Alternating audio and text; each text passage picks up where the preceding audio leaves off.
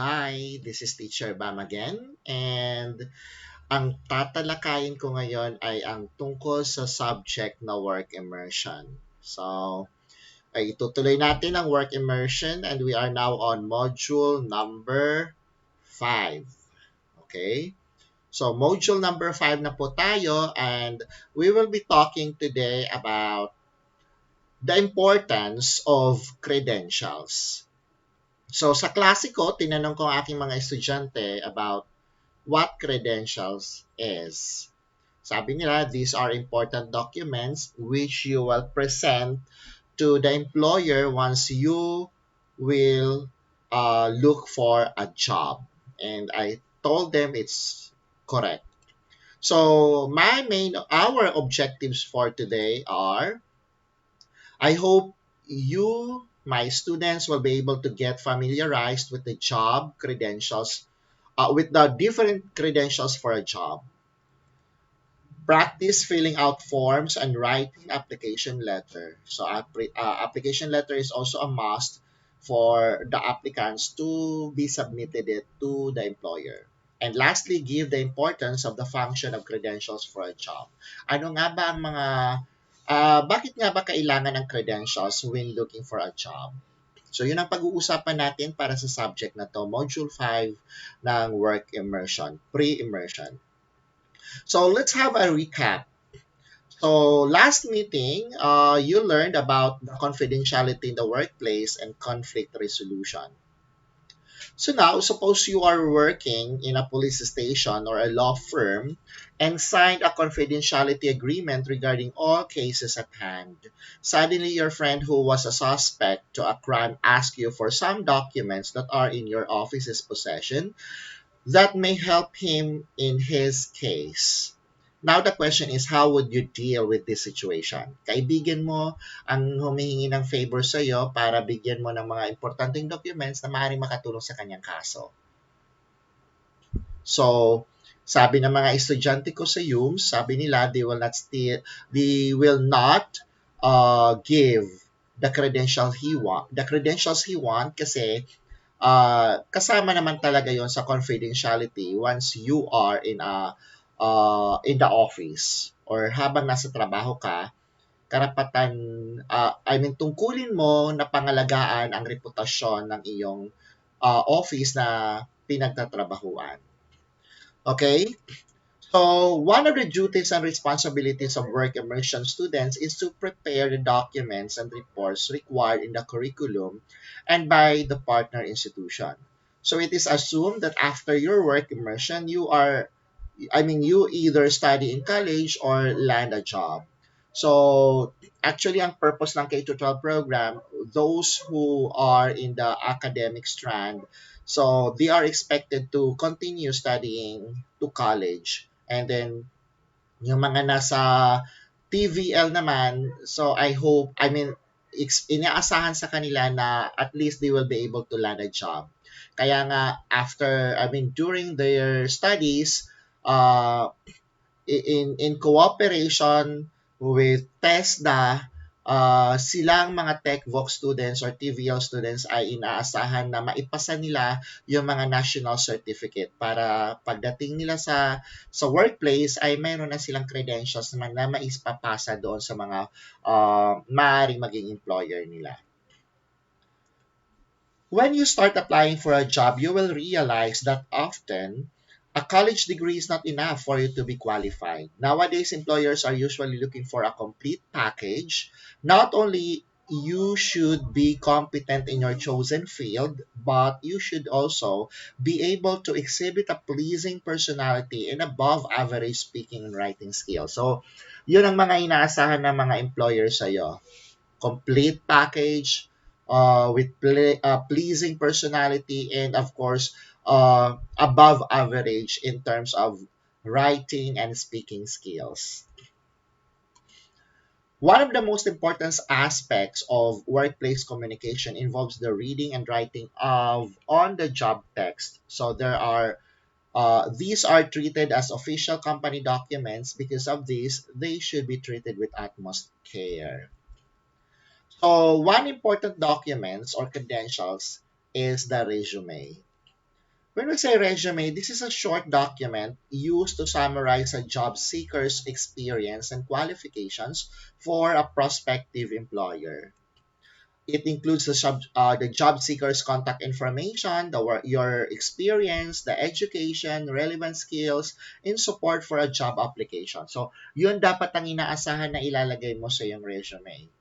Your contact information, yung mga previous experiences mo about sa pinag-aralan mo, and then some relevant skills na maaaring makatulong sa ina-applyan mong trabaho. So, why is it important? Or what's the importance of resume? So a well-organized, tailored resume will increase your chances of landing in an interview. So yung ibang mga employer, ang tinitingnan nila is yung resume agad. Then they will call you kapag napansin nilang medyo maganda or maganda talagang pagkakalagay mo sa mga resume mo.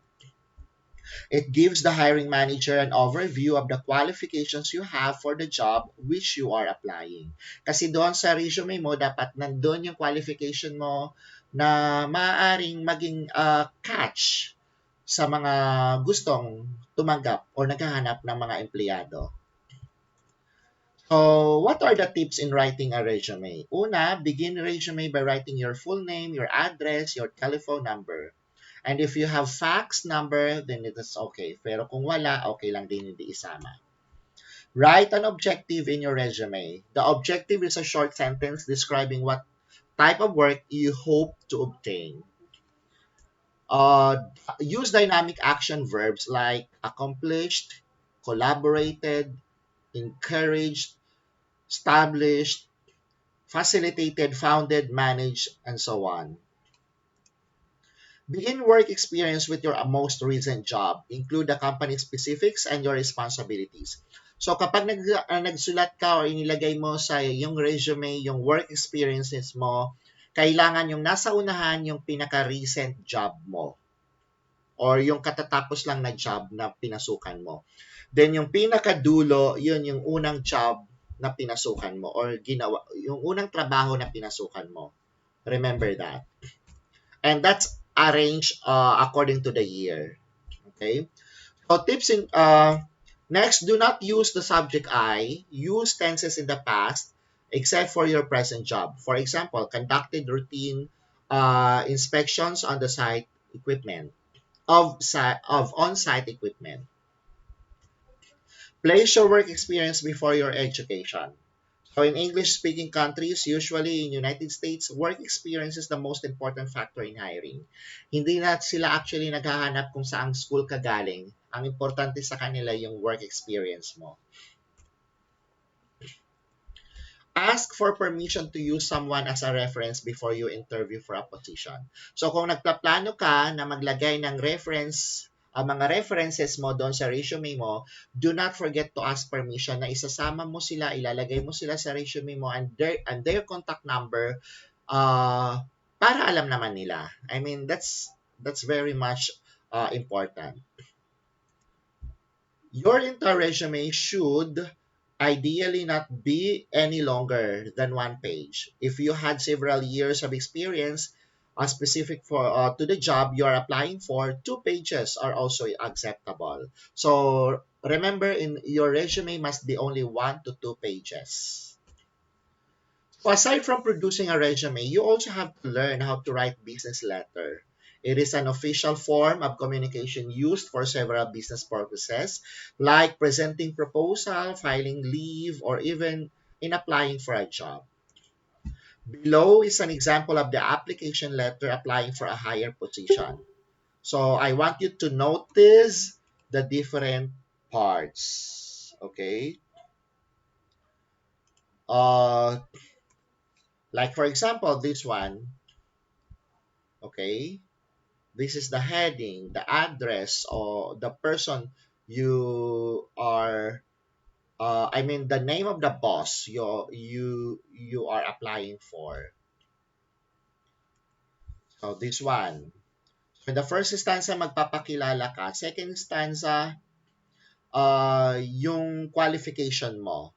Then next, tell them if they want to hire you, ano ang dapat nilang asahan sa iyo. Then of course, Dapat magpapasalamat ka for considering your application. Then sincerely, then your name, then applicant. So that's an example. Another important skill you need to learn is filling out application forms. Most employers, colleges, training organizations produce their own application form which you need to complete when applying for a job, course, or training program. So, aside from binigyan mo sila ng resume, may mga ibang company na mas kailangan pa rin nilang mag-fill up ka sa kanilang application form. So, they will accept the resume, your resume, pero kinakailangan mo pa rin mag-fill up ng application form na nandun sa system nila. Okay? This is your first opportunity to create a good impression and meet the standards and criteria set.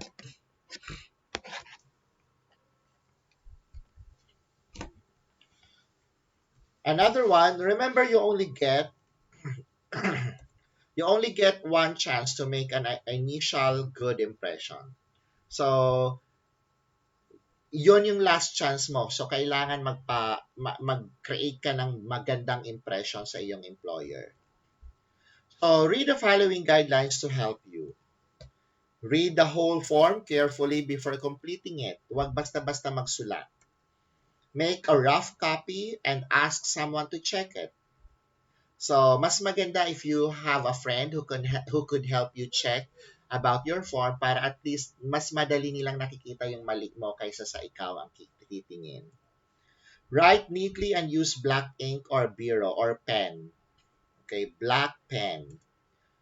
Follow instructions exactly. It may ask for block capitals in some section. May mga parts doon sa application form na kailangan naka-block or capital letters. So careful of that. You have to follow. Answer the questions fully using sentences where possible. Write your address in full, not forgetting the postcode. Importante ang postcode, alam nyo rin. Make sure you list all course and qualifications. List examinations taken or about to be taken. Enter estimated grades if known. Complete the section on previous employment by entering part-time jobs, paid or voluntary, and your work experience placement. So lahat ng yan kailangan mong isama. Include the things you enjoy doing in your spare time and the interest and activity section. So, yung iba, nangangailangan ko, anong usually ginagawa mo kapag bakante ang oras mo? If you like watching TV, playing basketball, volleyball, you have to include that in your resume. Or kung kinakailangan, or, I mean, nandun sa application form at hinihingi nila yung ganong information, you have to give it to them. Use the opportunity to sell yourself in the section which asks for further information. Try to relate your strength to the skills and qualities that the employer will be looking for. Diba? So you are selling yourself para mabenta ka sa kanila. Check if your application is accurate and has no misspelled words. After you fill out, do not forget to recheck that kasi baka may mga spelled words. Nakakahiya yon. Keep a copy of your application form for future reference. Take note of that. Use personal education or progress file and action plan to help you complete the form. Return your application form promptly. There is often a closing date for receipt of application. Yung ibang mga company, mayroon silang tina-target na date kung hanggang kailan lang nila gusto tanggapin yung application mo. You have to submit that on or before the due date. Return your application form promptly. Okay, naulit lang, sorry. So beside resume and application forms, you will also need other documents like your barangay clearance, police clearance, mayor's clearance, and medical certificate. How do you get them? You must visit the barangay hall and other offices where you are being processed. Take note class, sa lahat ng mga trabahong pinasukan ko, wala ako ni isang company na pinasukan na humingi sila sa akin ng mayor's clearance. So, depende siguro sa job or sa company na papasukan mo. Pero very common yung medical certificate. Bibihira lang din yung police clearance, nanghihingi ng police clearance. Pero, mas nanghihingi sila ng NBI clearance kaysa sa police clearance. Barangay clearance din, bibihira lang ang nanghihingi niyan.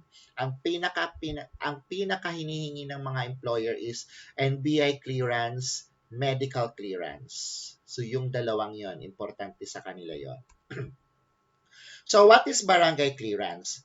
This is a certificate usually requested for employment requirements. ID application, supporting documents in application to government agencies, supporting documents to medical certificates, affidavits, and whenever any office requests or requires it.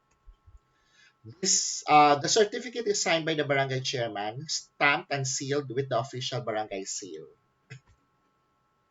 So, narito ang mga basic requirements when you get barangay clearance. Your recent cedula or community tax certificate, your application form, the application fee, take note, it may vary depending on the barangay. Some barangays charge fee. Yung iba naman libre. Valid ID, yung valid ID pwedeng SSS, school ID, GSIS, postal ID, those are valid IDs. Senior citizens ID, mga ganon. So, steps in securing the barangay certificate, depende pa rin ito sa barangay. Yung iba, mayroon silang procedure. Yung iba naman wala. So, look for the location of entrance, especially during this new normal. Wait for temperature check. Log in and get a number. Wait until your number is called. Fill out the given request slip. Wait again until your clearance is signed by the barangay chairman. Your name will be again called. No fee is collected unless for business purposes. So, next is police clearance naman.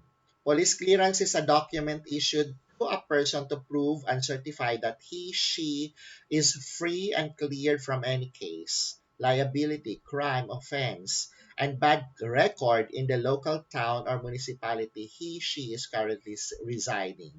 So, take note, class, make sure when you get your police clearance ay wala kang kaso, wala kang record, hindi ka nagnakaw, hindi ka pumatay or whatsoever. Kasi kung mayroon kang ganong kaso, malalaman yan ng police sa kanilang computer system. Okay? The police department or PNP station is authorized to issue this certificate to any individual under its jurisdiction. So kung ikaw ay nasa barangay Commonwealth, mayroong pinakamalapit na police station doon sa barangay ninyo, doon ka dapat kukuha niyan. Kung ikaw naman ay taga-barangay Holy Spirit, may pinakamalapit na police station, doon ka kukuha ng police clearance. Pero I think dito sa Quezon City, ang police clearance ay ini-issue sa likod ng City Hall, Quezon City Hall. Nandun yung police station, katabi siya ng NBI. So, kasi isang beses kumuha ako ng police clearance at doon ako itinuro ng police.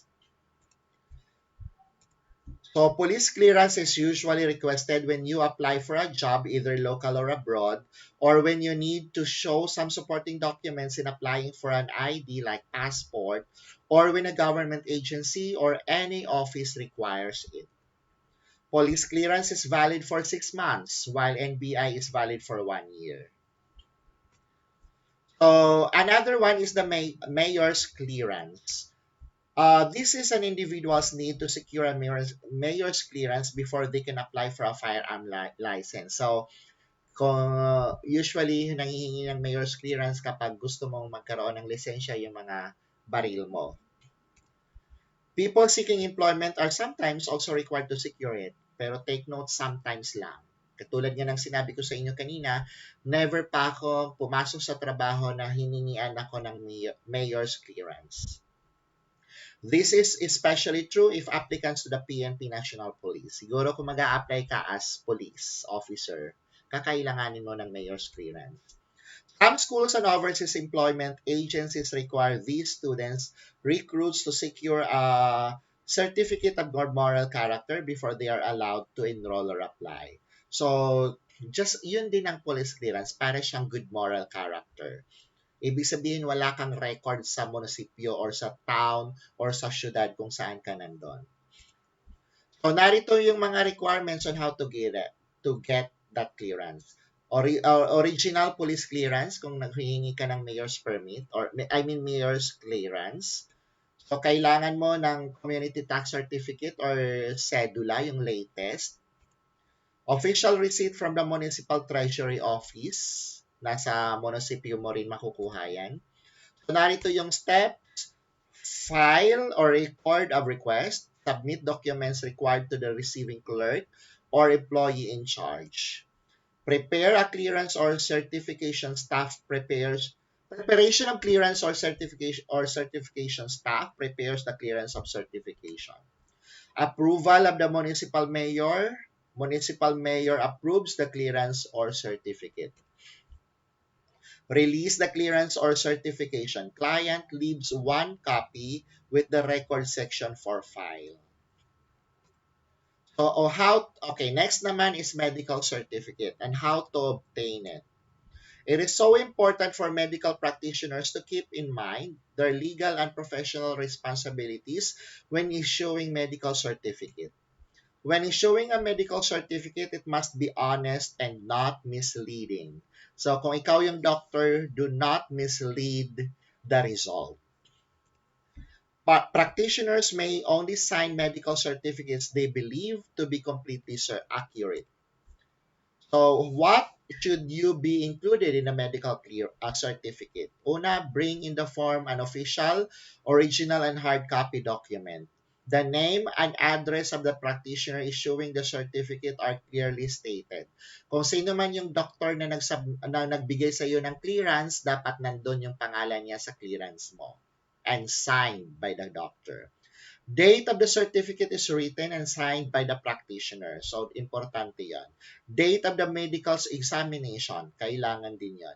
The condition of degree of incapacity of the patient, kung full capable to work ba siya o hindi, kailangan nandun yan sa clearance. Date of medical practitioner considers the patient is likely to be recovered. Kung sakaling mayroon naman siyang hindi magandang nararamdaman, dapat nakastate din yun sa clearance na kung hanggang kailan siya hindi pwedeng magtrabaho. Addressed to the party requiring the certificate as evidence of illness. For example, an employer, insurer, or magistrate. So now let's move on to the job interview. Develop skills in interview is a must for a would-be young professionals who, after graduating from senior high school or college, will certainly apply for a job. A job interview is an interview consisting of conversation between a job applicant and a representative of the employer, which is conducted to assess whether the applicant should be hired. Yon ang judgment day, di ba? The interview is frequently impromptu in character. So, on the spot yon. There are two general types, the private interview and the public interview. For private interview, it consists of talking between an employer and a job applicant or between a school official and a student seeking admission into college. In this kind of talk, the person interviewed is assessed and evaluated by means of his response during the interview, by his personal appearance, and by his qualities as a candidate for acceptance or admission into the organization. Another one is the public interview. Public interview is a formal or informal talk performed before a large group of audience who may or may not be present within the premises where the interview takes place. So, hindi lang ito one-on-one, kundi maaaring marami ang nanonood sa iyo during the interview.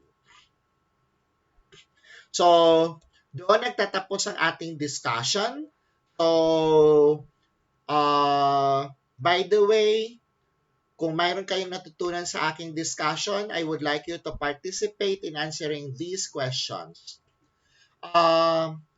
Upon learning your lessons today and upon filling out those forms as well as writing your application letter, what did you realize? What value or quality should you possess to completely enhance your skill and why? So again, I would like you to participate by writing your answer on the comment section below this video. So, mas matutuwa akong basahin ang inyong mga sagot. So, once again, thank you so much. Maraming salamat sa pakikinig.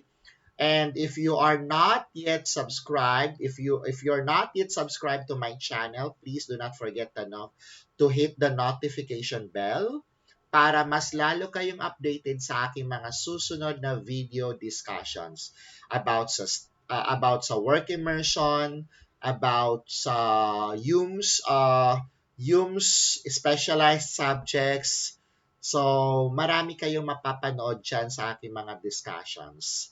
So once again, I'll see you again next week for another module. Bye everyone. See ya.